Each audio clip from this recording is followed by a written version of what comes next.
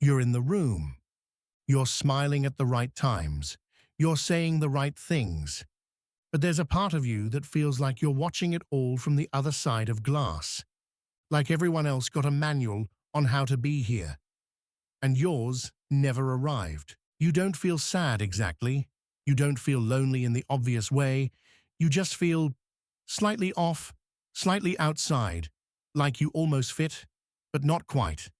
And the question you've never let yourself ask is this: what if it's not the people, or the place, or the situation? What if it's something in you that keeps you on the outside? You've probably felt this in a lot of places by now.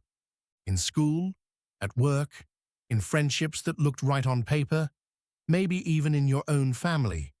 You move into a new group, and for a while you think, maybe this time it'll be different.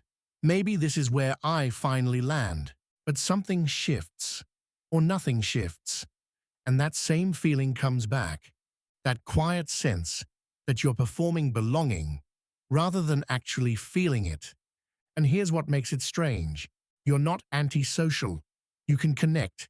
You can laugh and talk and hold a conversation, but there's always a layer underneath, a part of you observing, translating, checking.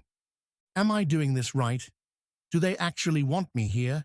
Is this real? Or am I just tolerated? That constant low-level monitoring. That's exhausting in a way most people never see. Here's what's actually happening.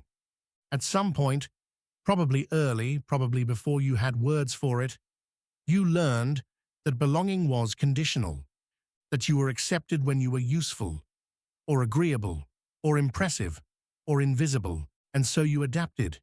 You became very good at reading rooms, at knowing what each situation needed from you, at becoming whatever version of yourself was least likely to be rejected.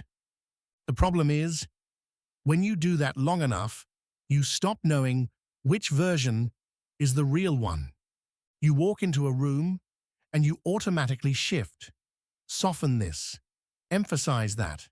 Pull back here, push forward there, and somewhere underneath all that shifting, the actual you gets quieter and quieter. So when people say they like you, some part of you wonders, which one?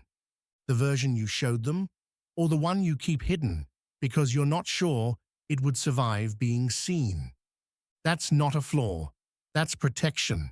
But it comes at a cost. The cost is this: you can be surrounded by people and still feel profoundly alone. Because connection without authenticity isn't really connection. It's proximity, and you feel the difference, even when you can't name it. You leave gatherings and feel emptier than when you arrived, not because the people were bad, but because you spent the whole time managing how you appeared instead of actually being there. And over time, that creates a particular kind of loneliness. Not the kind where you have no one. The kind where you have people around you, and you still feel like no one really knows you, because you never let them, and you can't fully blame them for not seeing you, when you've spent so much energy making sure they only see what you decided was safe. But here's what I want you to sit with. The fact that you feel this, the noticing, the monitoring, the sense of being slightly outside, that's not evidence that something is broken in you. It's evidence that you have a very precise inner life. Most people don't notice the gap between how they feel and how they appear. You notice it constantly. That awareness, even when it hurts, is the beginning of something. Because you can't close a distance you don't know exists. And you've always known it existed. The question isn't whether you belong somewhere. It's whether you've ever let anyone see enough of you to actually belong to them. Not a version, but you.